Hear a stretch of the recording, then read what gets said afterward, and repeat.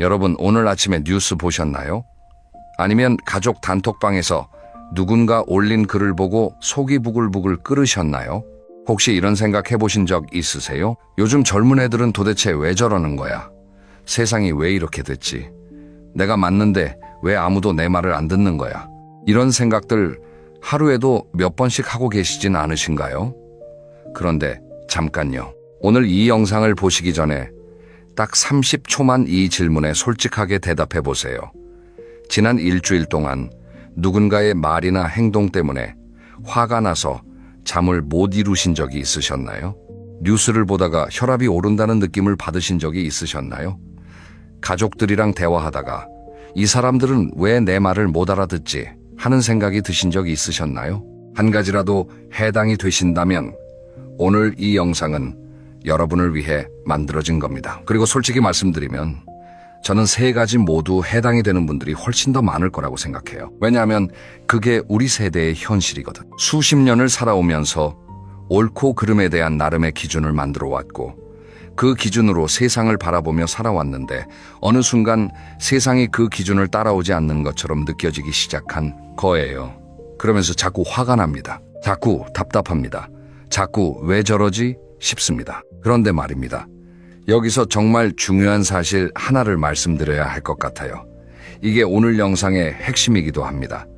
그 화, 그 답답함, 그 왜 저러지 하는 감정이 쌓이면 쌓일수록 실제로 몸이 망가진다는 겁니다. 단순히 기분이 나쁜 수준이 아니에요. 만성적인 비판적 감정과 분노는 심혈관 건강에 직접적인 영향을 주고 면역 기능을 떨어뜨리고 수면의 질을 낮추고인지 기능 저하와도 연관이 있다는 연구 결과들이 있습니다. 즉, 내가 옳다고 믿으면서 세상을 비판하는 그 시간들이 사실은 내 건강을 갉아먹고 있는 겁니다. 무섭지 않으세요? 내가 맞다고 싸우다가 정작 나만 손해를 보고 있는 겁니다. 오늘 이 영상을 끝까지 보시면 여러분의 가슴 한켠에 꽉 막혀 있던 무언가가 스르르 풀리는 느낌을 받으실 겁니다. 장담합니다. 판단을 내려놓는 순간 삶이 얼마나 가벼워지는지 오늘 직접 느껴보시길 바랍니다. 자, 그럼 시작해 볼게요. 여러분, 잠깐 눈을 감고 상상해 보세요. 명절날 온 가족이 모였습니다. 오랜만에 얼굴을 마주하고 밥상에 둘러앉았는데 며느리가 아이한테 스마트폰을 쥐어주네요. 아이는 밥도 먹는 둥 마는 둥 화면만 들여다보고 있습니다. 그 장면을 보는 순간 어떤 생각이 드세요? 아니, 밥상머리에서 폰을 줘? 저래도 되는 거야? 우리 때는 밥 먹을 때 어른한테 감히 눈도 제대로 못 마주쳤는데 저렇게 키우면 나중에 어떻게 되려고? 이런 생각이 올라오는 거 사실 너무 자연스러운 겁니다. 틀린 감정이 아니에요. 우리 세대는 수십 년을 살아오면서 나름의 기준을 만들어 왔으니까요.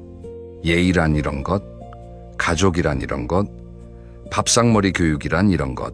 이 기준들은 살아남기 위해, 올바르게 살기 위해, 더 나은 삶을 만들기 위해 스스로 쌓아온 소중한 나침반이었습니다. 그런데 여기서 문제가 하나 생깁니다. 나침반은 내가 길을 잃지 않도록 도와주는 도구인데 언제부터인가 그 나침반이 다른 사람을 평가하고 재단하는 잣대로 바뀌어버린 겁니다. 내 기준에 맞지 않으면 틀린 것, 내 방식과 다르면 잘못된 것. 이렇게 되면 어떻게 될까요? 세상 모든 게 다 틀려 보입니다. 며느리도 틀리고 사위도 틀리고 손자도 틀리고 TV에 나오는 젊은 사람들도 틀리고 지나가는 사람들 행동 하나하나도 다 못마땅해집니다. 그렇게 되면 결국 어떻게 되냐고요? 나만 외로워집니다. 세상은 그대로인데 나만 점점 더 좁은 울타리 안에 갇히게 됩니다. 이건 제가 만들어낸 이야기가 아닙니다. 심리학에서는 이것을 인지적 경직성이라고 부릅니다. 쉽게 말하면 생각의 틀이 굳어버린 상태예요. 마치 오랫동안 쓰지 않은 문 경첩처럼 처음에는 잘 열리고 닫혔는데 녹이 슬면서 점점 뻑뻑해지는 거예요. 어릴 때는 새로운 것을 보면 이게 뭐지? 하고 호기심이 생기잖아요. 그런데 나이가 들수록 새로운 것을 보면 저게 맞아? 저래도 되는 거야? 하는 반응이 먼저 나옵니다. 이건 나쁜 사람이어서가 아니에요. 우리 뇌가 익숙한 패턴을 지키려는 본능적인 반응입니다. 뇌 입장에서는 새로운 것이 들어오면 에너지가 더 많이 필요하거든요. 그래서 이미 알고 있는 기준으로 빠르게 판단하려고 하는 거예요. 그러니까 스스로를 너무 탓하지 마세요. 이건 내가 이상한 게 아니라 뇌의 작동 방식이 그런 겁니다. 하지만 이 사실을 알고 있으면서도 아무것도 안 하면 어떻게 될까요? 내가 만든 정답의 감옥 안에서 점점 더 좁은 세상을 살아가게 됩니다. 밖에 나가기 싫어지고, 사람 만나기 싫어지고, 뉴스 보면 화가 치밀고, 가족들이랑 대화하다 보면 또 말다툼이 생기고, 그렇게 하루하루가 쌓여가는 거예요. 그런데 여기서 더 안타까운 게 있어요. 이 상태가 계속되면 몸도 함께 반응합니다. 자꾸 어깨가 뻣뻣해지고, 잠을 자도 개운하지 않고, 소화가 잘 안 되고, 이유 없이 피곤하고, 이런 증상들이 혹시 요즘 느껴지시지 않나요? 물론 나이가 들면서 자연스럽게 나타나는 변화도 있습니다. 하지만 만성적인 감정적 긴장과 스트레스가 이 증상들을 훨씬 더 악화시킨다는 건 많은 연구에서 확인된 사실입니다. 즉, 내 마음의 상태가 내 몸의 상태를 만들어가고 있는 겁니다. 그렇다면 반대로 마음이 편안해지면 몸도 함께 편안해질 수 있다는 뜻이기도 합니다. 오늘 이 영상이 그 출발점이 될 수 있습니다. 여러분 혹시 오늘 하루 동안 요즘 것들은 왜 저러냐는 생각을 몇 번이나 하셨나요? 솔직하게 마음속으로 한번 세어보세요. 3번이 넘으셨다면 오늘 이 영상이 정말 필요하신 겁니다. 이 감옥 지금 바로 탈출할 수 있습니다. 방법은 생각보다 훨씬 간단합니다. 한번 이런 상상을 해보시겠어요? 여러분이 젊었을 때, 그러니까 20대, 30대 시절에 여러분의 부모님이나 어른들이 여러분을 보면서 뭐라고 하셨을 것 같으세요? 요즘 젊은 것들은 도무지 버릇이 없어. 그 나팔바지가 뭐냐? 창피하지도 않냐? 노래방이 뭐야? 술집이나 다름없지. 남녀가 같이 어울려 다니는 게 말이 되냐? 기억나시죠? 우리도 어른들한테 그런 소리 들었습니다. 그런데 우리가 그 시절에 정말 버릇없고 잘못된 사람들이었을까요? 아니잖아요. 시대가 달랐던 겁니다. 그 시대에 맞는 방식으로, 그 시대의 언어로, 그 시대의 문화 속에서 살아가고 있었던 거예요. 지금 우리가 며느리나 손자를 보면서 느끼는 감정도 어쩌면 그때 어른들이 우리를 보면서 느꼈던 감정과 똑같은 것일 수 있습니다.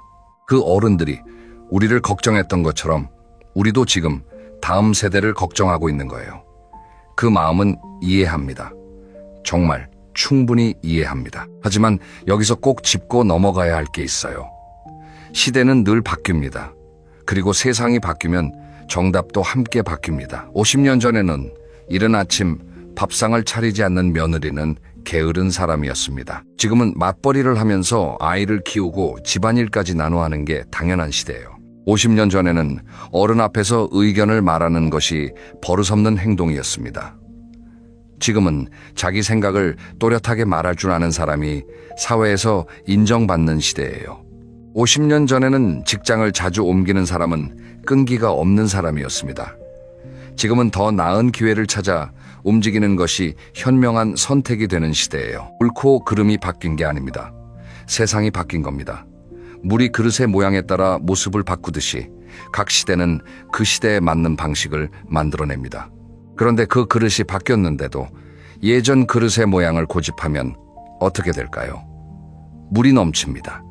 관계가 넘치고 감정이 넘치고 갈등이 넘칩니다. 심리학에서는 새로운 상황에 맞게 생각의 틀을 유연하게 조정하는 능력을 인지적 유연성이라고 합니다. 이 능력이 뛰어난 분들은 나이가 들어도 새로운 환경에 잘 적응하고 가족 관계도 훨씬 부드럽고 무엇보다 스스로가 행복합니다. 반면에 이 능력이 낮은 분들은 환경이 바뀔수록 더 많이 불안하고 더 많이 화가 나고 더 많이 외로워집니다. 그렇다면 인지적 유연성을 어떻게 키울 수 있을까요? 거창한 방법이 필요하지 않습니다. 사실 아주 간단한 말 한마디로 시작할 수 있어요. 그럴 수도 있지. 딱 5글자입니다. 며느리가 아이한테 스마트폰을 쥐어줄 때 저래도 되는 거야? 대신에 요즘은 그럴 수도 있지라고 마음속으로 한번 말해보세요. 뉴스에서 말도 안 된다 싶은 이야기가 나올 때 저게 뭐야? 대신에 나는 동의하지 않지만 저런 생각을 하는 사람도 있을 수 있지 라고 해보세요. 손자가 인사도 없이 방으로 쏙 들어가 버릴 때 요즘 애들은 버릇이 없어. 대신에 학교에서 힘든 일이 있었을 수도 있지라고 해보세요. 처음에는 어색합니다. 아니, 사실 처음에는 속이 좀 쓰릴 수도 있어요. 내가 왜 그 사람 편을 들어줘야 해? 그 사람이 틀린 건데.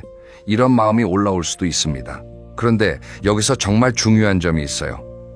그럴 수도 있지는 상대방이 옳다고 인정하는 말이 아닙니다. 그냥 그 사람도 그 사람 나름의 이유가 있겠구나 하고 잠깐 내려놓는 겁니다. 우리는 그 맥락을 모릅니다.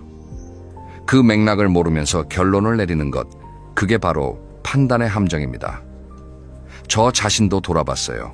나는 누군가를 판단할 때 그 사람의 하루 전체를 알고 판단하는 걸까? 아니면 그냥 그 순간 하나만 보고 판단하는 걸까?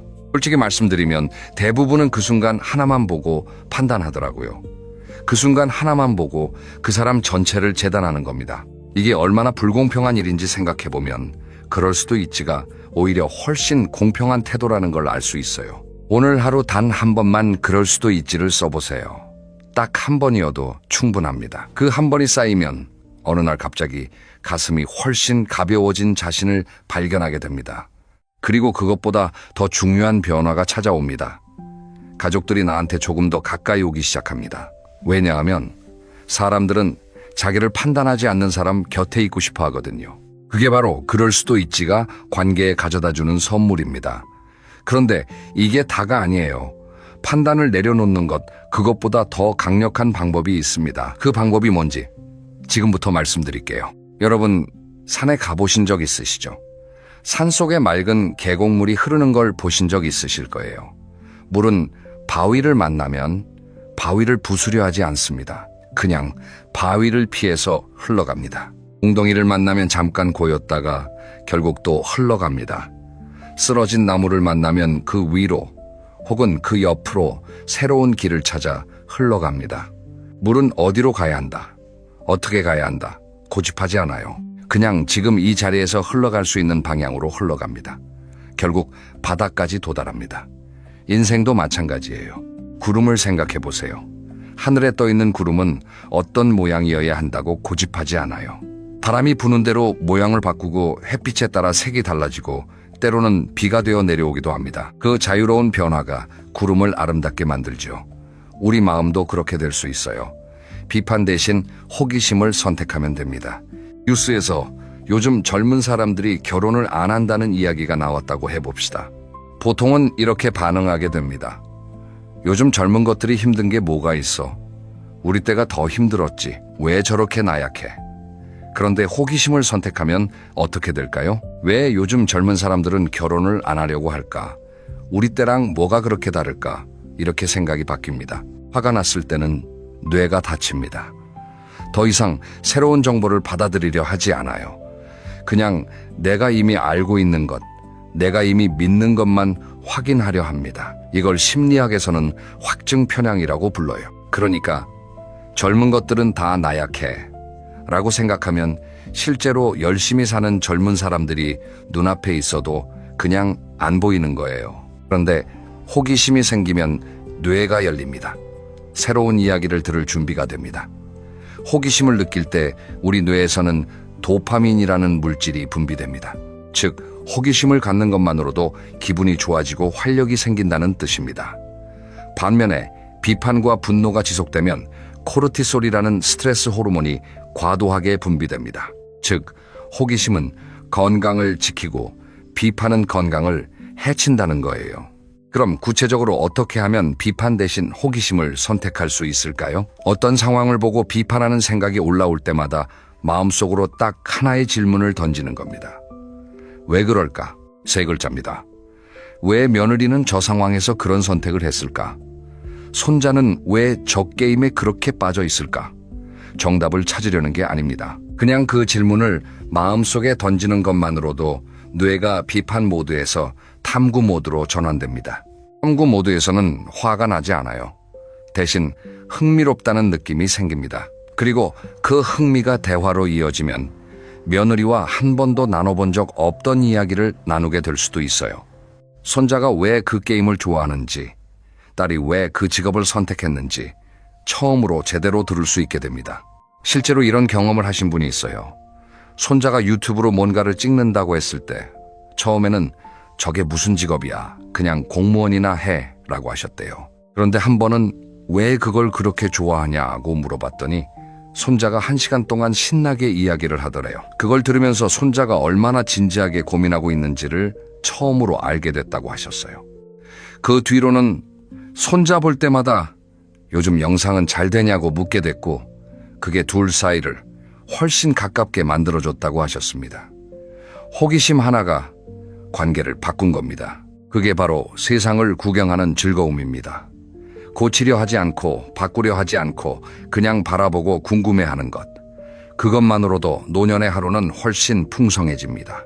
그런데 말이죠. 그럴 수도 있지 하고 싶고 호기심을 갖고 싶은데 막상 그 순간이 오면 생각처럼 쉽게 안 되는 경우가 많습니다. 왜 그럴까요? 감정이 먼저 올라오기 때문입니다. 누가 내 말을 무시하는 것 같다는 느낌, 내 가치관이 부정당하는 것 같다는 느낌, 아무도 나를 존중하지 않는다는 느낌, 이런 감정들이 쑥 올라오면 머리가 하얘지면서 그냥 화가 탁 터져버립니다. 이게 너무 자연스러운 반응이에요. 그런데 여기서 한 가지 아주 중요한 사실을 알아야 합니다. 감정은 나를 공격하는 적이 아닙니다.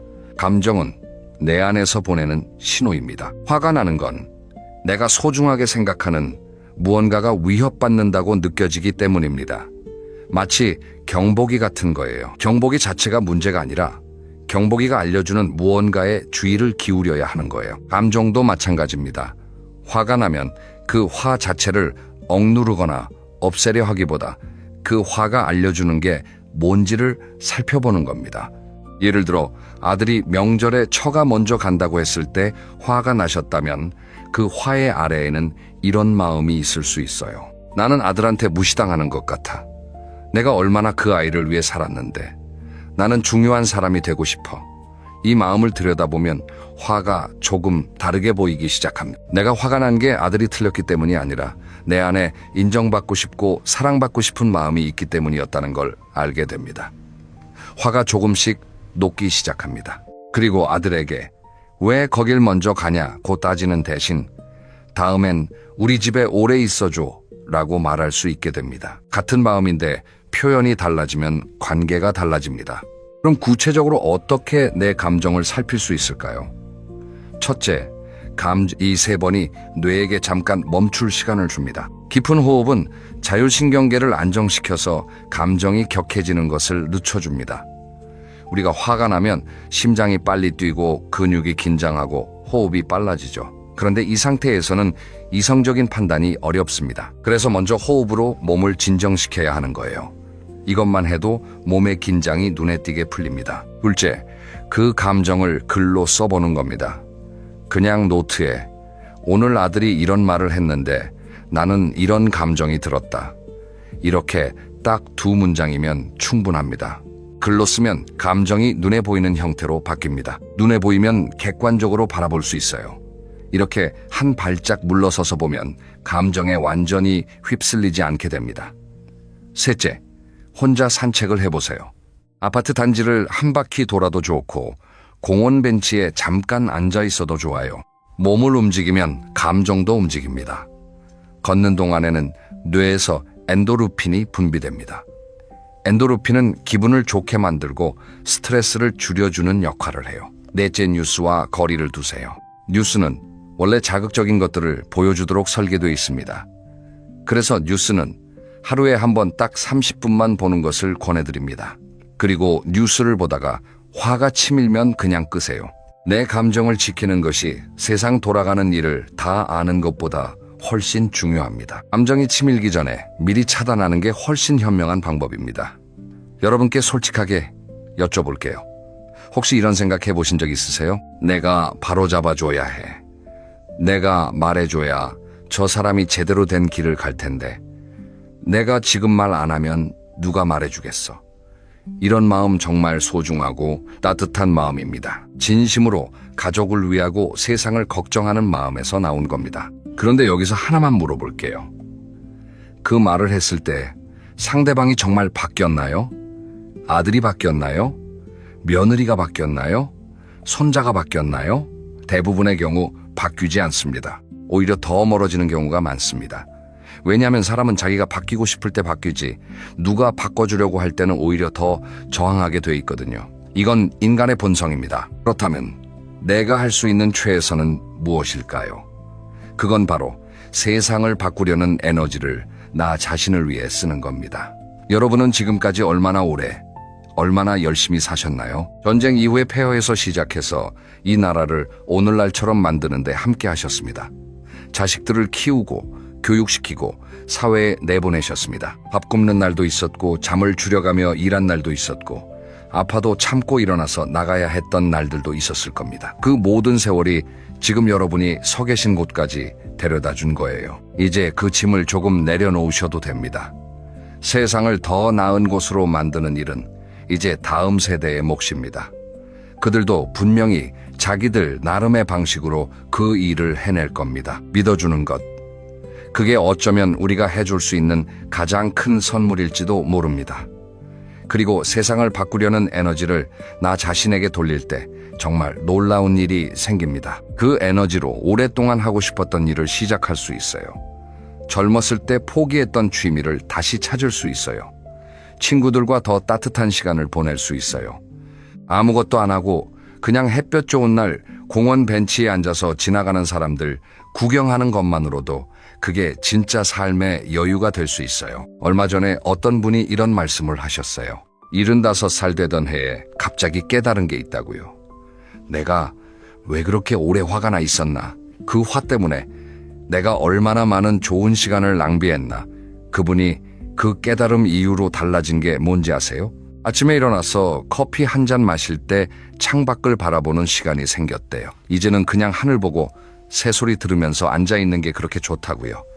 세상을 구경하는 사람이 됐다고 하셨어요.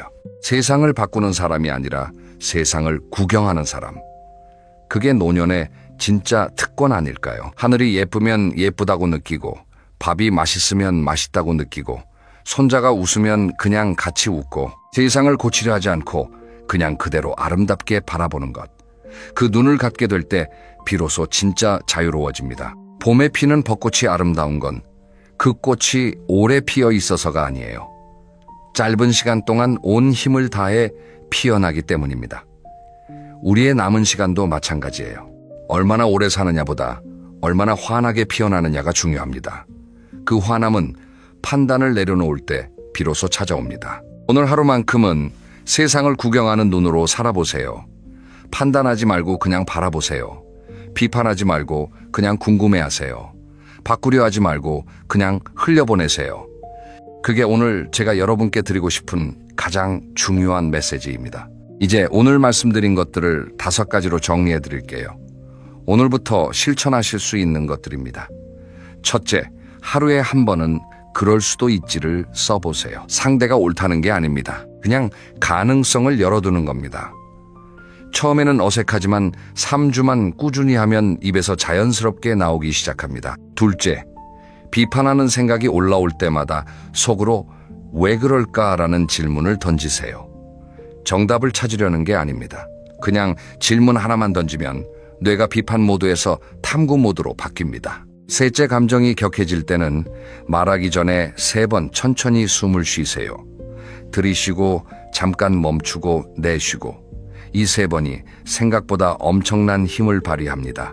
넷째, 뉴스는 하루에 30분만 보세요.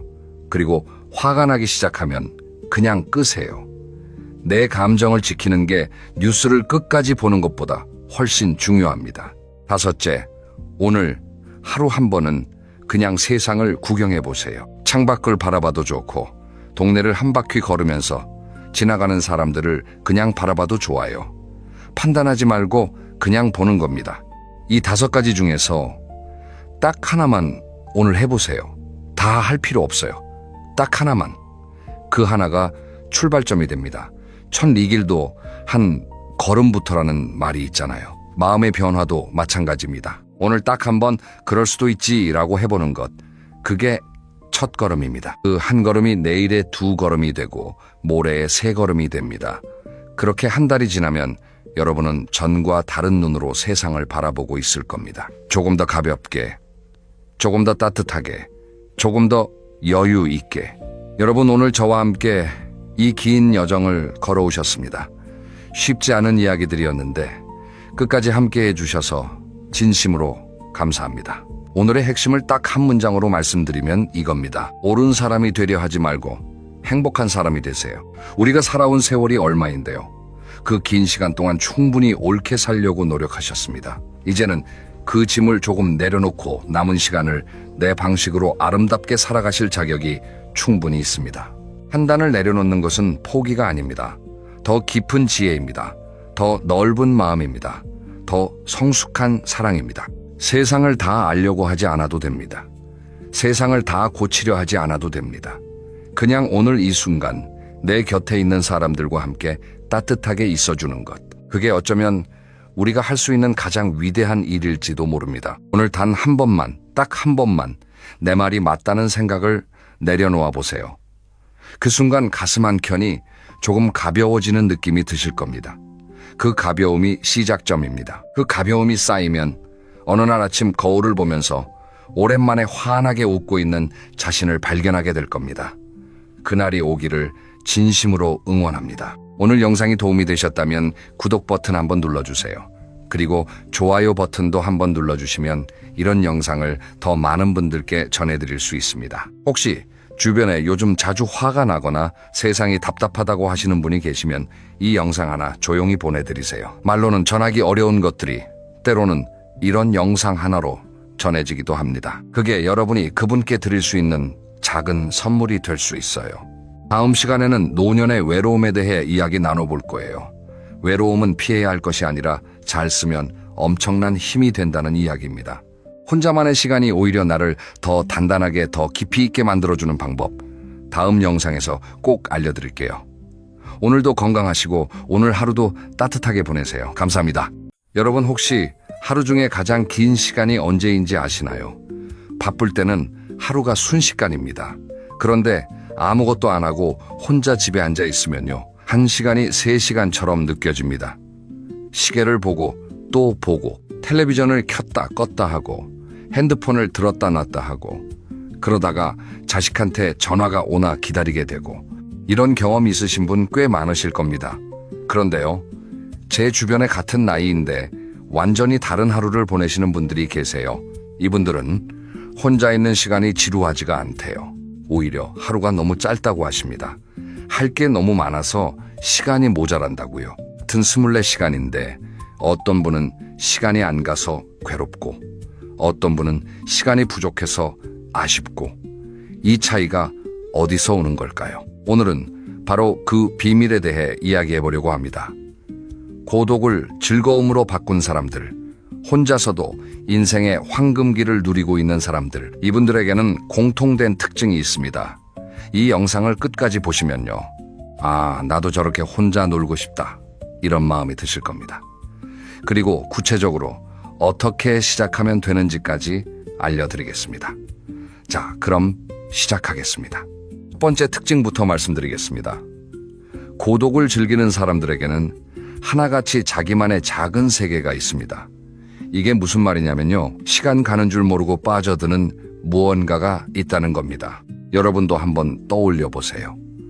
살면서 뭔가에 푹 빠져서 시간이 언제 갔는지도 모르게 지나간 경험이 있으시죠? 어릴 때 만화책에 빠져서 밥 먹으라는 소리를 못 들었던 기억, 좋아하는 일에 몰두해서 밤새운 줄도 몰랐던 기억, 누구나 한두 번쯤은 있을 겁니다. 심리학에서는 이런 상태를 몰입이라고 부릅니다.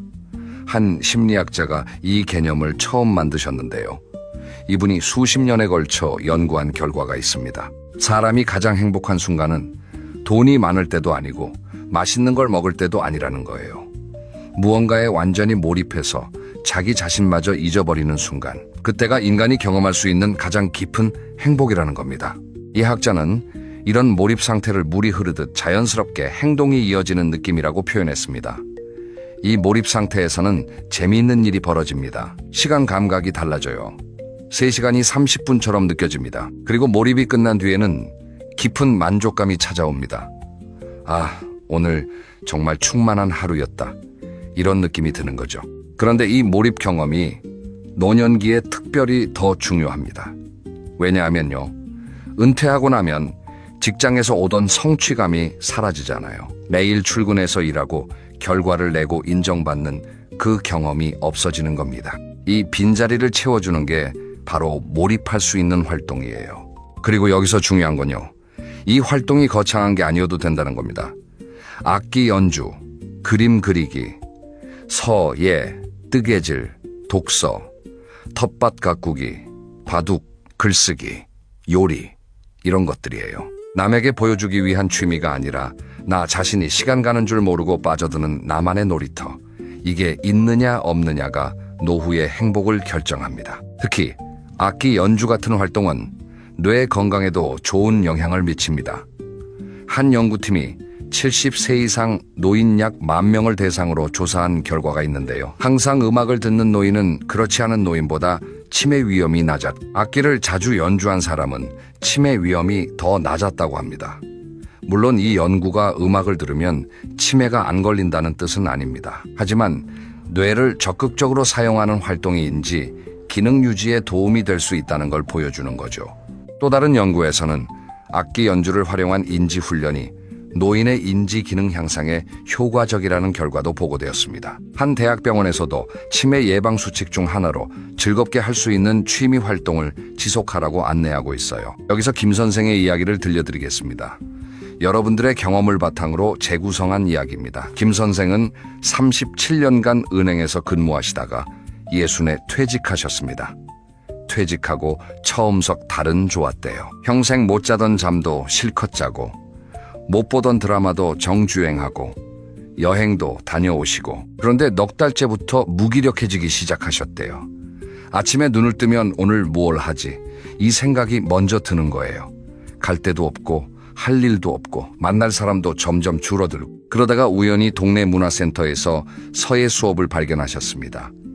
서예라, 나이 먹고 붓글씨나 써볼까? 이런 가벼운 마음으로 등록하셨대요. 그런데 첫 수업부터 뭔가 달랐다고 합니다. 먹을 갈고 붓을 잡고 한 획 한 획 쓰는 동안 잡념이 싹 사라지더래요. 오로지 붓 끝에만 집중하게 되는 거예요. 수업이 2시간이었는데 30분처럼 느껴졌다고 합니다. 김 선생이 그때 처음 느끼셨대요. 아, 이게 바로 몰입이구나. 은행에서 복잡한 업무에 매달릴 때 느꼈던 그 집중, 그 충만함, 그게 서예에서 다시 찾아온 거예요. 지금 3년째 서예를 하고 계십니다. 매일 아침 8시에 일어나서 1시간 동안 글씨를 쓰시는 게 하루의 시작이에요. 김 선생이 이렇게 말씀하시더라고요. 서예를 시작하고 나서 아침에 눈 뜨는 게 즐거워졌어. 오늘은 어떤 글자를 쓸까? 이 생각만으로 벌써 기분이 좋아져. 예전에는 하루가 안 갔는데 지금은 하루가 너무 짧아. 이게 바로 자기만의 작은 세계를 가진 사람의 모습입니다. 여러분도 분명 있을 겁니다. 예전에 좋아했는데 바빠서 못했던 것, 항상 해보고 싶었는데 기회가 없었던 것, 지금이 바로 그걸 시작할 때입니다. 잘하고 못하고는 중요하지 않아요. 중요한 건 그걸 하는 동안 시간 가는 줄 모르느냐, 이겁니다. 두 번째 특징으로 넘어가겠습니다. 고독을 즐기는 사람들은 타인의 시선에서 완전히 독립해 있습니다. 이건 좀 어려운 이야기일 수 있어요. 우리 세대는 남의 눈을 굉장히 의식하면서 살아왔으니까요. 혼자 식당에 가면 창피하다. 혼자 영화관에 가면 외로워 보인다. 혼자 여행을 가면 주변에서 이상하게 볼 것 같다. 이런 생각들이 우리 머릿속에 단단하게 박혀 있습니다. 그런데요, 고독을 즐기는 사람들은 이 생각을 완전히 뒤집어 놓았어요.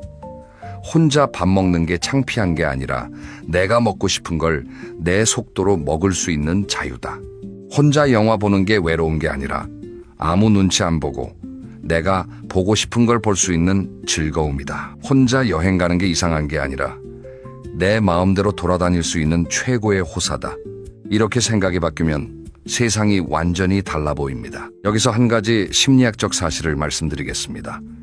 사회심리학에서 주목 효과라는 개념이 있습니다. 사람들은 자신이 남의 주목을 받고 있다고 실제보다 훨씬 많이 느낀다는 겁니다. 쉽게 말하면 내가 혼자 식당에 앉아 있을 때 다른 사람들이 나를 쳐다보고 있을 거라고 생각하지만 실제로는 아무도 나에게 관심이 없다는 거예요. 다들 자기 밥 먹느라 바쁘거든요. 우리가 남의 시선을 두려워하는 건 대부분 상상 속의 시선입니다. 박 여사의 이야기를 들려드리겠습니다. 박 여사는 66세의 퇴직 공무원입니다. 남편을 여의시고 혼자 사시는 분이에요. 처음에는 혼자 사는 게 너무 무서우셨대요. 밥을 혼자 먹는 것도 싫고, 외출도 누군가와 함께 해야 할 것 같고, 항상 누군가와 같이 다녀야 한다고 생각하셨습니다. 그러다 보니 매번 누군가에게 맞춰야 했어요. 어느 날 친구와 약속이 갑자기 취소됐대요. 토요일 오전이었는데 갈 곳이 없어진 거예요. 집에 있자니 답답하고, 그래서 용기를 내서 혼자 근처 카페에 가셨대요. 생각보다 아무도 자기를 신경 쓰지 않더래요. 조용히 커피를 마시면서 창밖을 바라보는데 그게 참 좋았대요. 그날 이후로 박 여사가 하나씩 혼자 해보시기 시작하셨습니다. 혼자 카페 가기, 혼자 서점 가기, 혼자 공원 산책하기, 그러다가 혼자 맛집 탐방, 혼자 전시회 관람, 나중에는 혼자 제주도 여행까지 다녀오셨습니다. 박 여사가 이렇게 말씀하셨대요. 혼자 여행하니까 내가 진짜 뭘 좋아하는지 알겠더라. 누군가와 같이 다닐 때는 항상 상대방 눈치를 봤거든. 혼자 다니니까 내 마음이 이끄는 대로 갈 수 있어서 그게 정말 좋았어. 그리고 덧붙이시더라고요. 혼자 다니는 게 처음에는 창피했는데 지금은 당당해. 이게 바로 나를 사랑하는 방법이더라. 이 이야기에서 핵심은요, 남의 시선에서 자유로워지는 건 하루아침에 되는 게 아니라는 겁니다. 작은 것부터 하나씩 해보시는 거예요. 혼자 카페 한 잔부터 시작하시면 됩니다. 자, 세 번째 특징입니다. 고독을 즐기는 사람들은 아주 작은 것에서 감탄을 찾아냅니다. 이건 참 신기한 능력이에요. 보통 사람들은 행복하려면 뭔가 특별한 일이 있어야 한다고 생각합니다. 여행을 가야 행복하고, 맛있는 걸 먹어야 행복하고, 좋은 사람을 만나야 행복하고, 이런 식으로요. 그런데 고독을 잘 즐기는 사람들은 달라요. 아침에 창문을 열었을 때 들어오는 시원한 바람, 산책길에 핀 이름 모를 들꽃, 비 온 뒤 맡아지는 흙냄새, 저녁 하늘의 노을 색깔, 이런 아주 사소한 것들에서 감탄을 합니다. 심리학에서는 이걸 음미학이라고 부릅니다. 긍정적인 경험을 의도적으로 천천히 느끼고 즐기는 능력을 말합니다. 연구에 따르면 이 음미학이 능력이 높은 사람일수록 삶의 만족도가 높다고 합니다. 그리고 흥미로운 건요, 이 능력은 나이가 들수록 오히려 좋아질 수 있다는 겁니다. 왜냐하면 젊을 때는 너무 바빠서 주변을 돌아볼 여유가 없잖아요. 출근하느라 바쁘고, 아이 키우느라 바쁘고, 돈 벌느라 바쁘고, 길가에 꽃이 피었는지 하늘이 예쁜지 볼 겨를이 없었어요. 그런데 은퇴하고 나면 시간이 생기잖아요. 이 시간을 지루함으로 채울 수도 있지만 주변의 아름다움을 발견하는 시간으로 채울 수도 있습니다. 정 선생의 이야기를 해드리겠습니다. 정 선생은 71살의 퇴직교사입니다. 매일 아침 6시에 일어나서 동네 뒷산을 산책하시는데요. 특이한 게 있으세요. 산책하시면서 핸드폰으로 사진을 찍으십니다. 뭘 찍으시냐면요, 매일 같은 자리에서 같은 나무를 찍으십니다. 처음에는 그냥 기록 삼아 찍기 시작하셨대요. 그런데 한 달, 2달 사진이 쌓이니까 놀라운 걸 발견하셨습니다. 같은 나무인데 매일 다르더래요. 봄에는 작은 새싹이 올라오고, 여름에는 잎이 무성해지고, 가을에는 색이 변하고, 겨울에는 앙상한 가지만 남고, 비 온 날은 잎에 물방울이 맺혀 있고, 눈 온 날은 가지 위에 하얀 눈이 쌓여 있고, 30년 동안 같은 동네에 사셨는데 이 나무가 이렇게 아름다운 줄 몰랐대요. 정 선생이 이 사진들을 모아서 달력을 만드셨습니다. 가족들한테 선물하셨는데 손주가 할아버지가 찍은 거예요 하고 너무 좋아하더래요. 정 선생이 그러시더라고요. 매일 같은 길을 걷는데 매일 새로운 게 보여. 꽃이 어제보다 조금 더 피었고, 새소리가 어제랑 달라. 이런 걸 느끼기 시작하니까 하루하루가 선물 같아. 이게 바로 작은 것에서 감탄을 찾아내는 능력입니다. 이 능력을 기르는 가장 쉬운 방법이 하나 있습니다. 감사일기입니다. 매일 저녁 자기 전에 오늘 감사한 것 3가지를 적는 겁니다. 거창한 것이 아니어도 돼요. 오늘 날씨가 좋았다. 점심에 먹은 된장찌개가 맛있었다. 산책길에 고양이를 봤는데 귀여웠다. 이 정도면 충분합니다. 이걸 한 달만 해보시면 놀라운 변화를 경험하실 겁니다.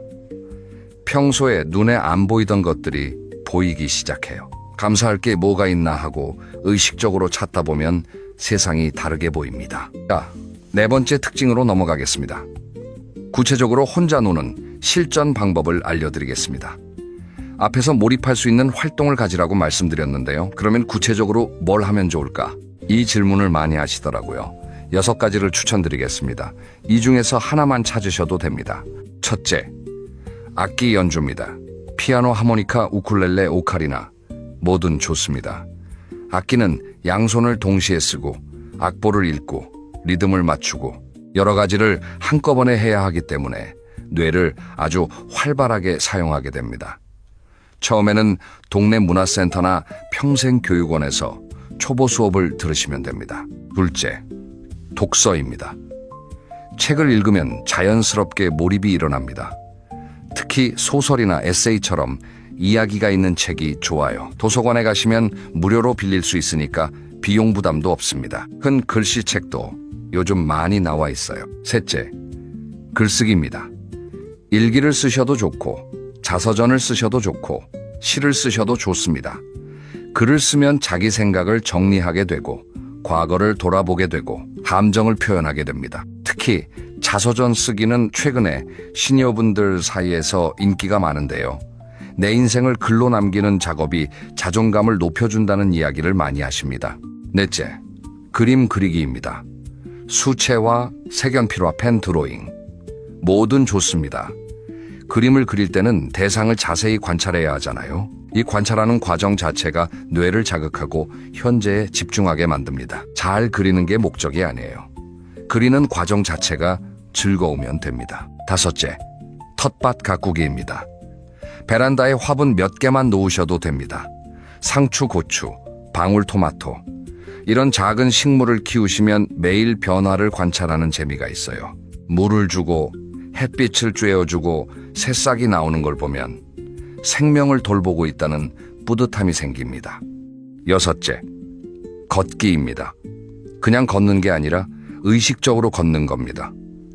주변을 관찰하면서 걷고 깊게 숨을 쉬면서 걷고 새소리를 들으면서 걷는 거예요. 이게 일종의 걷기 명상인데요. 몸도 건강해지고 마음도 편안해지는 일석이조의 활동입니다. 이 6가지 중에서 끌리시는 거 하나만 고르세요. 그리고 매일 1시간씩 그 활동에 투자해 보시는 겁니다. 여기서 중요한 팁이 하나 있습니다. 이 시간을 나만의 놀이 시간이라고 이름 붙이세요. 최근 연구에서 재미있는 결과가 나왔습니다.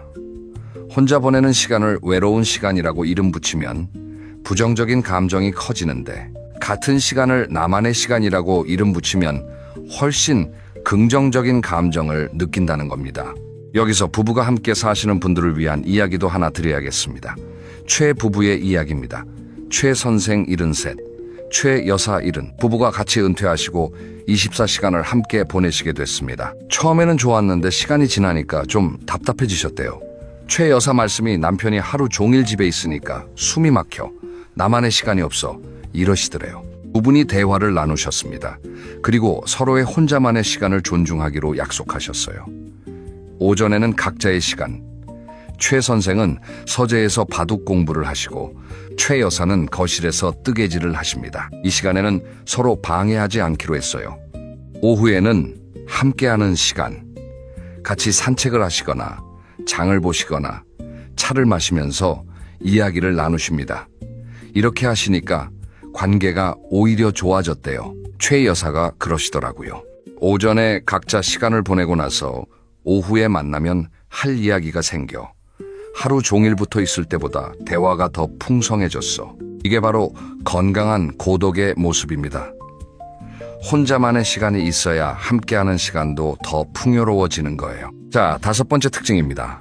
고독을 즐기는 사람들에게는 정서적 독립이라는 선물이 있습니다. 이건 좀 마음이 아플 수 있는 이야기인데요. 솔직하게 말씀드려 보겠습니다. 은퇴하고 나이가 드시면 자연스럽게 자녀에게 마음이 기울어지게 됩니다. 오늘 아들한테서 전화 올까? 딸이 주말에 올까? 손주 사진을 보내줄까? 이런 기대를 하시게 돼요. 자식이 전화하면 하루가 행복하고 안 하면 서운하고. 이게 자연스러운 부모의 마음이라는 건 충분히 이해합니다. 하지만 솔직히 말씀드리면요. 이건 여러분에게도 자녀에게도 건강하지 않은 구조입니다. 여러분 입장에서는 행복의 열쇠를 남에게 맡기고 있는 셈이에요. 자녀 입장에서도 부담이 됩니다. 바쁜 하루를 보내다가 오늘 어머니한테 전화 못했네. 이런 죄책감이 쌓이면 오히려 연락하기가 더 어려워져요. 정서적 독립이라는 건 자식을 사랑하지 않겠다는 뜻이 아닙니다. 자식의 안부 전화를 기다리는 마음을 내려놓겠다는 겁니다. 전화가 오면 반갑고 안 와도 괜찮고 내 하루의 행복은 내가 만들겠다. 이런 마음가짐이에요. 이게 되면 놀라운 일이 일어납니다. 자녀에게 기대를 내려놓으니까 자녀가 전화했을 때 더 순수하게 기뻐할 수 있어요. 그리고 자녀도 부담이 줄어드니까 오히려 더 자주 연락하게 됩니다. 의무감으로 하는 전화가 아니라 진심으로 안부가 궁금해서 하는 전화. 이게 부모-자식 관계의 진짜 좋은 모습 아닐까요? 정서적 독립의 핵심은 나 자신이 나의 가장 좋은 친구가 되는 것입니다. 내가 나와 함께 있는 시간이 즐거우면 누군가의 연락을 기다릴 필요가 없어요. 이제 오늘 이야기를 정리할 시간입니다. 고독을 즐거움으로 바꾼 사람들의 5가지 특징을 다시 짚어보겠습니다. 첫째, 자기만의 작은 세계가 있습니다. 둘째, 타인의 시선에서 독립했습니다. 셋째, 작은 것에서 감탄을 찾아냅니다. 넷째, 매일 나만의 놀이 시간을 가집니다. 다섯째, 정서적으로 독립했습니다. 여러분, 혼자 놀 줄 아는 사람은 행복을 남에게 기대지 않습니다. 내 안에서 행복을 만들어내는 사람이에요. 이건 외로운 게 아닙니다. 이건 강한 겁니다. 품격 있는 겁니다. 오늘부터 하나만 시작해 보시면 어떨까요? 오늘 저녁에 조용히 앉으셔서 나는 뭘 하면 시간 가는 줄 모르지? 이 질문을 자기 자신에게 해보시는 겁니다. 답이 바로 안 나오셔도 괜찮습니다. 그 질문을 던지는 것 자체가 시작이에요. 그리고 내일 아침에 한 가지 해보시는 겁니다. 혼자 동네를 산책하시면서 평소에 안 보이던 것들을 한번 찾아보세요. 그 작은 시작이 여러분의 노후를 완전히 바꿔놓을 수 있습니다. 마지막으로 이 한마디를 꼭 기억해 주세요. 여러분은 여러분에게 가장 좋은 친구가 될 자격이 있습니다.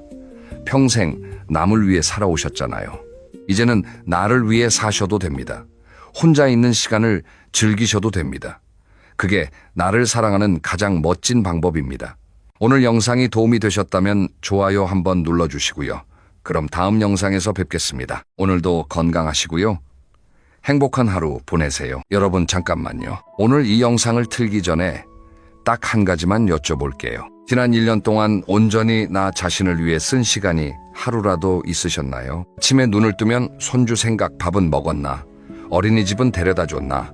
낮잠은 재웠나? 하루 종일 손주 스케줄에 맞춰 내 몸을 움직이다가 저녁이 되면 파김치가 되어 쓰러지듯 눕는 분들, 그 서러움, 그 피로감 저는 압니다. 그런데 이상하게도 자식한테 힘들다는 말은 못하시죠. 왜냐고요? 자식이 힘든 거 뻔히 보이니까요. 맞벌이에 치이고 집값에 치이고 육아비에 치이는 자식 보면서 내가 조금만 더 버티면 되지 싶으신 거잖아요. 근데요, 어르신, 그 조금만 더가 벌써 몇 년째입니까? 이 영상을 보고 계신 분들 중에 손주 돌보는 게 이제 거의 직업이 되어버린 분들이 계실 거예요. 아침 7시에 시작해서 저녁 7시에 끝나는 그야말로 하루 12시간짜리 무급직업, 주말도 없고 휴가도 없고 월급도 없는 그 일을 사랑이라는 이름 하나로 버텨오신 분들, 오늘 이 영상은요, 손주를 사랑하지 말라는 게 아닙니다. 손주가 얼마나 예쁜지 그 마음 저도 압니다. 그 포동포동한 볼 할머니 손 꼭 잡고 졸졸 따라다니는 그 뒷모습, 세상에 그것보다 예쁜 게 어디 있겠어요. 하지만 오늘만큼은 그 예쁜 마음 잠깐 내려놓고 여러분 자신의 이야기를 들어보셨으면 해요. 여러분이 지금 얼마나 소중한 사람인지, 그리고 여러분의 행복이 사실은 온 가족에게 얼마나 중요한 일인지 그 이야기를 오늘 제대로 해드리려고 합니다. 끝까지 들어주세요. 오늘 이 영상이 어쩌면 여러분 인생의 2번째 출발점이 될 수도 있으니까요. 그리고 한 가지 미리 말씀드릴게요. 오늘 이 영상에서 드리는 이야기는 특정 누군가를 탓하거나 비난하는 게 아니에요. 자식이 나쁜 것도 아니고 부모님이 잘못한 것도 아니에요. 다만 우리 모두가 조금 더 행복해지기 위해서 지금 이 상황을 솔직하게 들여다보자는 거예요. 그 마음으로 함께 해주세요. 황혼 육아 들어보신 적 있으시죠? 예순이 넘은 부모님이 손주를 돌보는 걸 말하는데요. 요즘은 이게 너무나 당연한 일이 돼버렸어요. 아들 며느리가 출근하면 할머니, 할아버지가 아이를 낳는 거 이제 어느 집에서나 볼 수 있는 풍경이 됐잖아요. 그런데 여러분, 이게 언제부터 이렇게 당연한 일이 됐을까요? 한번 생각해 보세요. 우리 부모님 세대를 떠올려 보면 그분들도 우리 키우느라 얼마나 고생하셨어요. 그 시절엔 집안 살림도 훨씬 어려웠고 먹고 사는 게 급했으니 어쩔 수 없었던 면도 있어요. 근데 그분들이 손주까지 키우셨나요? 보통은 아니었잖아요. 언제부터인가 자식 세대의 삶이 힘들어지면서 그 짐이 고스란히 부모 세대에게 넘어오게 된 거예요. 집값은 오르고 물가는 오르고 어린이집 대기는 길고 육아 도우미는 너무 비싸고 결국 엄마 우리 어떡하지라는 말 한마디에 부모님들이 팔을 걷어붙이게 된 거죠. 사랑이잖아요. 내 자식이 힘드니까 도와주고 싶은 거잖아요. 그런데 말이에요. 사랑이라는 이름 뒤에 가려진 현실을 한번 직면해 볼 필요가 있어요. 우리나라에서 손주를 돌보는 조부모의 숫자가 얼마나 될 것 같으세요? 여러 조사 결과를 보면 맞벌이 가정의 절반 이상이 조부모에게 육가를 의존하고 있다고 해요. 절반이요. 엄청나죠? 분들의 하루를 한번 따라가 볼게요. 아침 7시. 아들 며느리가 출근 준비하는 사이 할머니는 이미 부엌에 서 있어요. 아이 이유식 준비하고 손주 기저귀 갈고 아침 먹이고 어린이집 가방 챙기고 9시쯤 아이를 유치원이나 어린이집에 데려다 주고 나면 잠깐 쉬나 싶지만 집에 돌아오면 설거지에 빨래에 청소까지 오후 3시가 되면 다시 아이 데리러 가고 저녁까지 봐주다가 자식들이 퇴근하면 그때서야 집에 가요. 온종일 서 있고 아이 안고 쫓아다니고 이게 매일이에요. 매일. 60 넘은 몸으로요. 이 이야기를 들으시면서 맞아 내 얘기네 하시는 분들 손 한번 들어봐 주세요.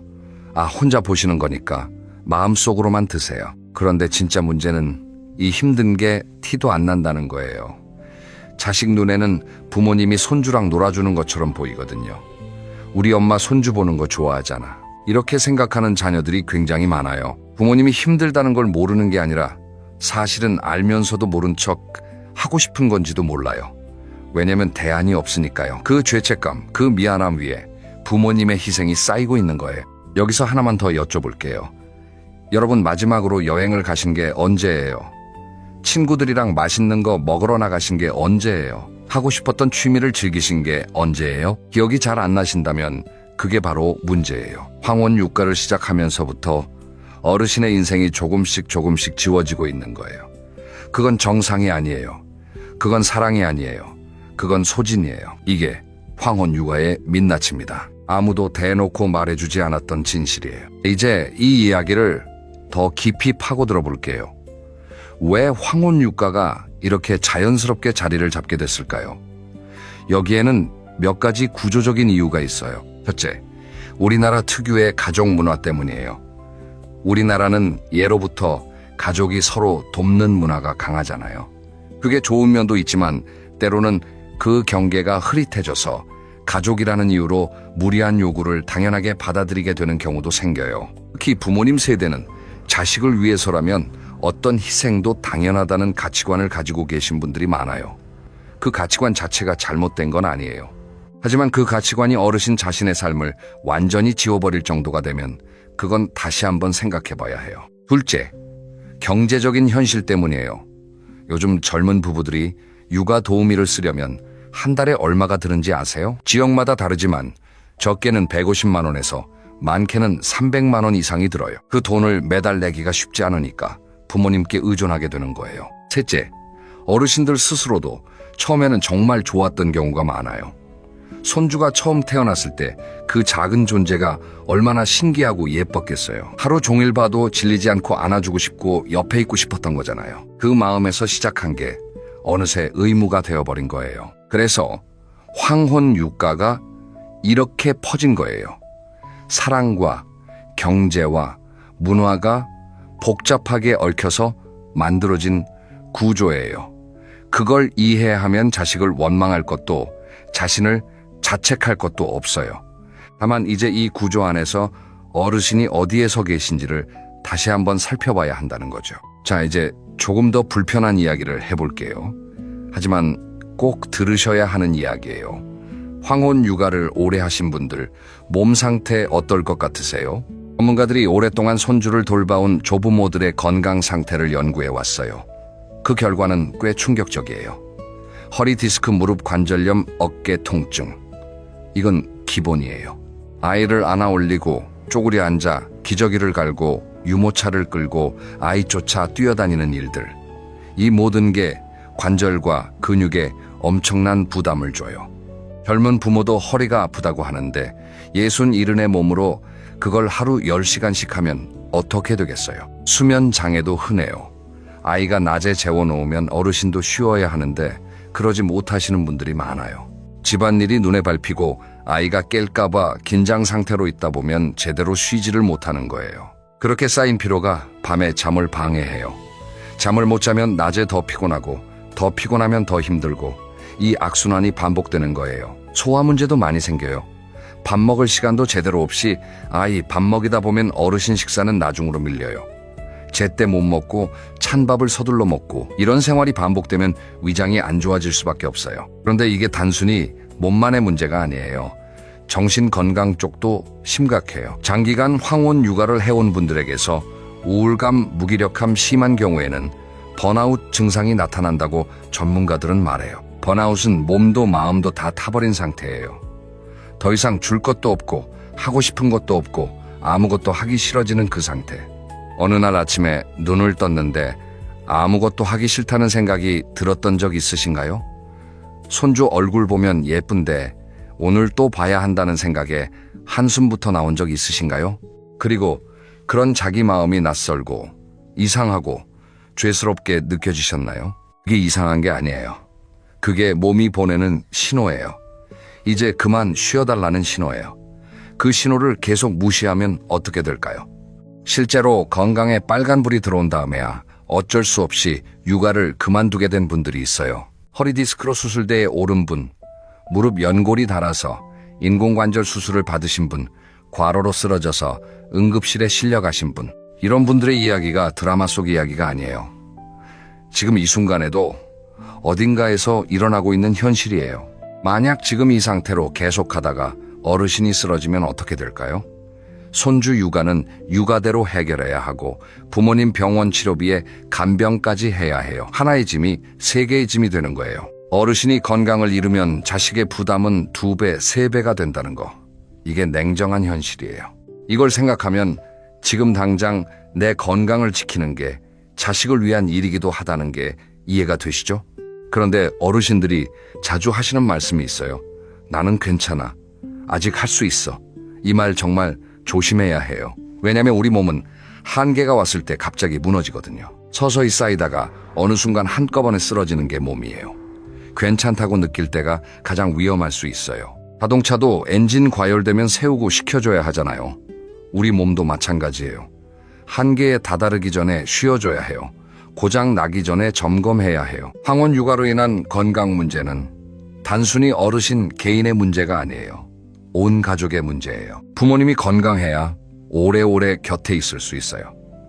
건강한 부모님이 자식에게 줄 수 있는 가장 큰 선물이에요. 그리고 어르신이 건강을 잃게 되면 손주와도 결국 멀어지게 돼요. 정말 손주를 사랑하신다면 오래도록 건강한 모습으로 곁에 있어줄 수 있도록 지금 몸을 아껴야 해요.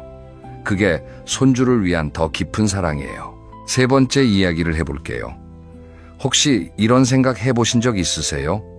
내가 이렇게 도와주면 자식이 결국 스스로 아이 키우는 법을 배울 수나 있을까? 생각해보세요. 아이가 태어나서 걷는 법을 배울 때 부모가 매번 안아서 이동시켜주면 어떻게 될까요? 아이는 평생 스스로 걸어본 적이 없으니까 넘어지는 것도 다시 일어나는 것도 배울 기회가 없어요. 부모 입장에서는 사랑으로 한 행동인데 아이한테는 오히려 해가 되는 거잖아요. 자식도 마찬가지예요. 육아가 힘들 때 부모님이 항상 뒤에서 받쳐주면 자식은 그 힘듦을 온전히 경험하지 못해요. 아이가 밤에 울 때 어떻게 달래야 하는지, 보채는 아이와 함께 마트를 어떻게 다녀야 하는지, 일과 육아를 어떻게 병행해야 하는지 이 모든 걸 몸으로 부딪히면서 배워야 진짜 부모가 되는 거거든요. 그런데 할머니, 할아버지가 다 해주시면요. 자식은 부모님 없이는 아무것도 못하는 사람이 돼버려요. 그게 과연 자식을 위한 일일까요? 저는 이걸 온실화초 이론이라고 부르고 싶어요. 온실 안에서 자란 화초는요, 처음 보기에 정말 예뻐요. 온도도 맞고 습도도 맞고 비바람도 없으니까 아름답게 자라요. 그런데 그 화초를 갑자기 밖에 내놓으면 어떻게 될까요? 한나절도 못 버텨요. 온실 밖 환경에 적응하는 능력 자체를 키우지 못했으니까요. 자식도 부모님의 온실 속에서만 자라면 결국 세상의 바람을 못 버티게 돼요. 더 무서운 건 이거예요. 이런 상황이 반복되면 자식들은 부모님의 희생을 점점 당연하게 여기기 시작해요. 처음에는 미안해하고 고마워하던 자식이 시간이 지나면서 우리 엄마가 봐주는 거잖아 라는 식으로 말이 바뀌어요. 이게 자식이 나쁜 사람이어서가 아니에요. 인간이라는 게 원래 그래요. 오래 반복되면 당연해지거든요. 그리고 그 순간 어르신은 얼마나 상처를 받으시겠어요. 그 서운함, 그 허탈함, 이렇게까지 해줬는데 라는 마음. 사실은요, 그 관계의 균형이 처음부터 잘못 설정된 거예요.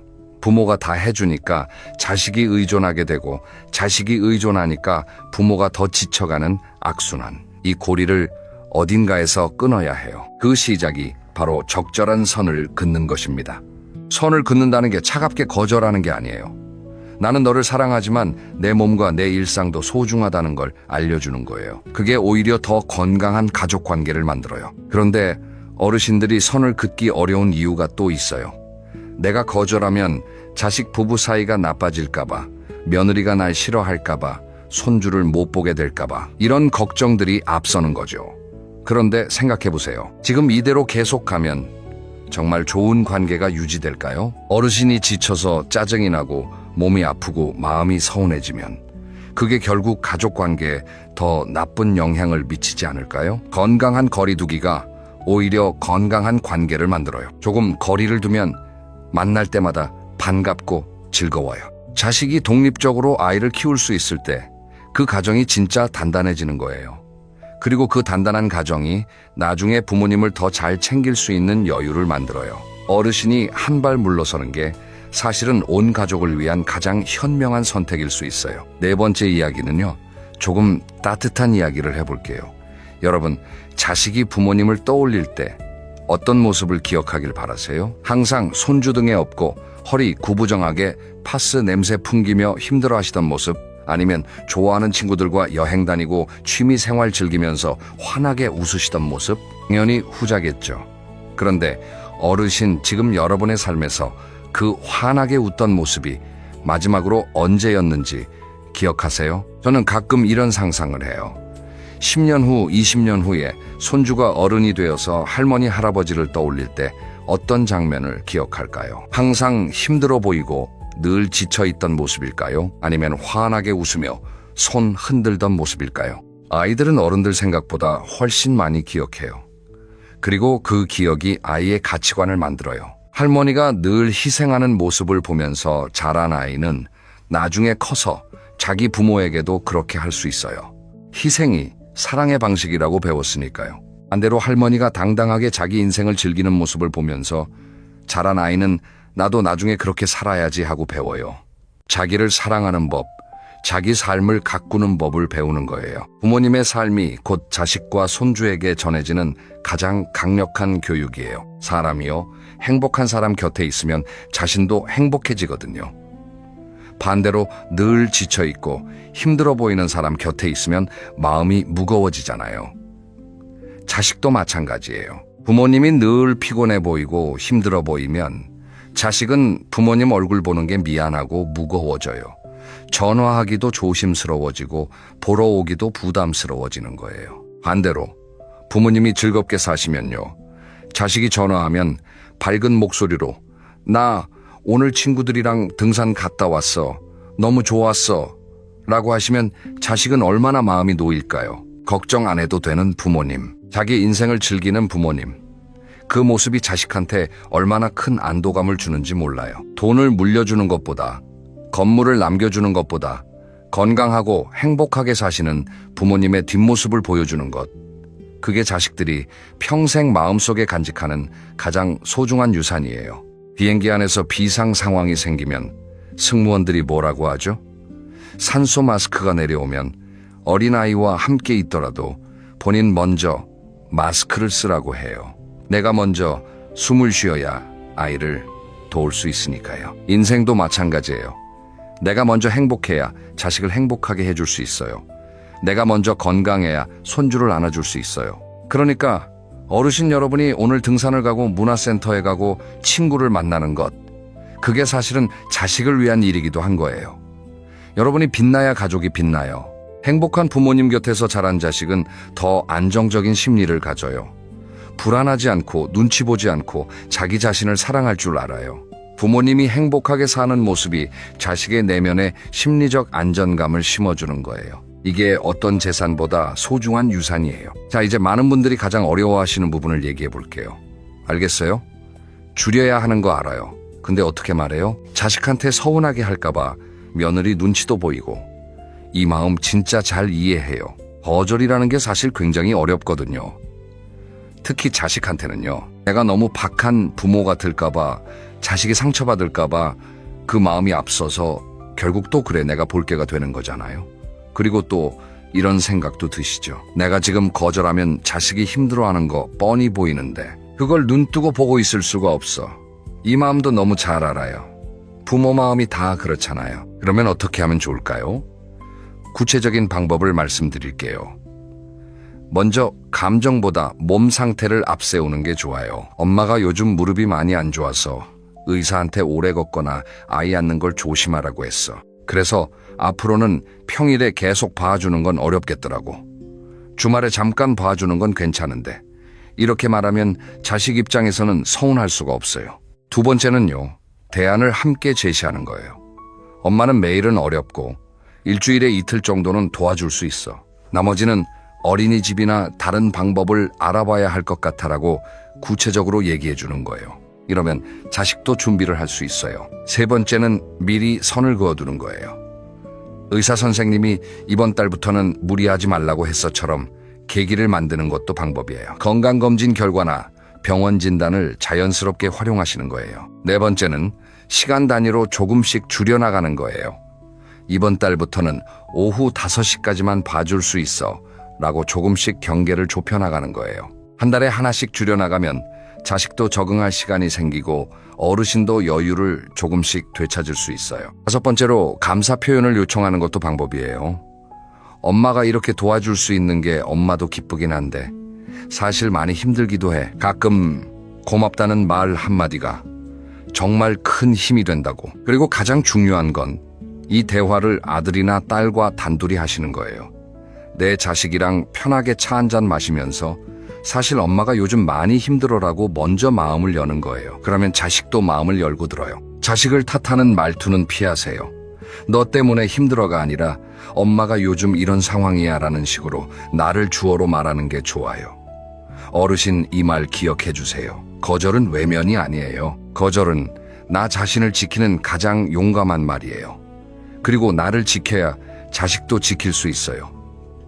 사랑한다는 말을 매번 예스라고 표현할 필요 없어요. 때로는 노라고 말하는 것이 더 깊은 사랑의 표현일 수 있어요. 자, 이제 실제로 어떻게 내 노후를 되찾을 수 있을까요? 거창한 거 필요 없어요. 오늘부터 당장 할 수 있는 것들을 말씀드릴게요. 첫째, 하루에 1시간은 나만을 위한 시간을 만드세요. 산책이든 텃밭이든 뜨개질이든 뭐든 좋아요. 중요한 건 그 시간만큼은 손주 생각, 자식 걱정 내려놓고 온전히 내가 하고 싶은 것을 하는 거예요. 그 1시간이 하루를 버티는 힘이 돼줘요. 젊었을 때 하고 싶었는데 못했던 게 뭐예요? 그림 그리기, 피아노 배우기, 등산, 수영, 글쓰기. 이제 그걸 시작할 시간이에요. 시작하기에 늦은 나이란 없어요. 지금이 바로 그 순간이에요. 둘째, 나이가 같은 친구들을 다시 만나세요. 친구를 만나는 게 단순히 노는 게 아니에요. 그게 정신 건강을 지키는 거예요. 오랜 친구 연락처 한번 꺼내보세요. 오늘 문자 한 통 보내보세요. 나 요즘 좀 여유 생겼어. 우리 언제 한번 볼까라고요? 셋째, 새로운 배움을 시작하세요. 주민센터 문화 강좌 노인 복지관 프로그램 온라인 강의. 새로운 걸 배울 때의 그 설렘 기억하세요? 그게 살아있다는 느낌이에요. 넷째, 몸 상태를 규칙적으로 확인하세요. 1년에 한 번은 꼭 건강검진 받으시고 몸에 신호가 오면 참지 말고 병원 가세요. 아플 때 가는 병원이 아니라 안 아프게 유지하기 위한 병원으로 생각 바꿔보세요. 5째 감사일기를 써보세요. 하루 끝에 오늘 좋았던 거 3가지만 적어보는 거예요. 오늘 커피가 맛있었다. 바람이 시원했다. 오랜만에 좋아하는 드라마 봤다. 이런 작은 것들을 적다 보면 내 삶에 좋은 것들이 생각보다 많다는 걸 발견하게 돼요. 6째, 손주와의 관계를 새롭게 정의하세요. 매일 봐주는 육아 담당자가 아니라 특별한 날에 만나는 소중한 할머니, 할아버지로요. 매일 보면 당연해지지만 가끔 보면 더 반갑고 특별해져요. 자, 오늘 함께 긴 이야기를 나눴는데요. 마지막으로 오늘의 이야기를 정리해 볼게요. 첫째, 황혼 육아는 사랑에서 비롯됐지만 그 안에 무너져가는 어르신의 몸과 마음이 있다는 걸 직면해야 해요. 둘째, 내 건강이 무너지면 결국 자식의 짐이 더 커진다는 것. 내가 건강한 것이 자식을 위한 일이에요. 셋째, 부모가 다 해주면 자식은 스스로 서는 법을 배우지 못해요. 적절히 선을 긋는 게 오히려 자식을 위한 선택이에요. 넷째, 자식에게 줄 수 있는 가장 큰 유산은 즐겁게 살아가는 부모님의 모습이에요. 5째, 거절은 나쁜 게 아니에요. 상황에 맞는 말로 부드럽게 하지만 분명하게 내 입장을 전달하는 법을 연습하세요. 6째, 나만의 시간을 만들고 친구를 만나고 새로운 걸 배우고 몸을 돌보는 것. 이 작은 실천들이 어르신의 노후를 완전히 바꿔놓을 수 있어요. 오늘 이 영상을 보시는 어르신들께 진심으로 드리고 싶은 말이 있어요. 여러분은 충분히 잘하셨어요. 자식 키우느라, 가정 지키느라 평생을 헌신하셨잖아요. 이제는 그 헌신의 방향을 자기 자신에게로 돌릴 시간이에요. 손주를 사랑하는 마음은 가슴 깊이 소중히 품으시고요. 여러분의 2발은 이제 여러분이 가고 싶은 곳으로 향하세요. 오랫동안 가보고 싶었던 곳, 만나고 싶었던 사람, 해보고 싶었던 것들, 그것들이 여러분을 기다리고 있어요. 여러분에게는 그럴 권리가 있어요. 아니, 그럴 자격이 충분히 있어요. 자식에게 헌신하는 것이 사랑이라면 나 자신을 아끼는 것은 더 큰 사랑이에요. 오늘부터 여러분의 행복을 가장 먼저 두세요. 그게 자식을 위해서도, 손주를 위해서도, 그리고 무엇보다 여러분 자신을 위해서도 가장 옳은 선택이에요. 오늘도 이 영상 끝까지 함께 해주셔서 진심으로 감사드립니다. 다음에 또 만나요.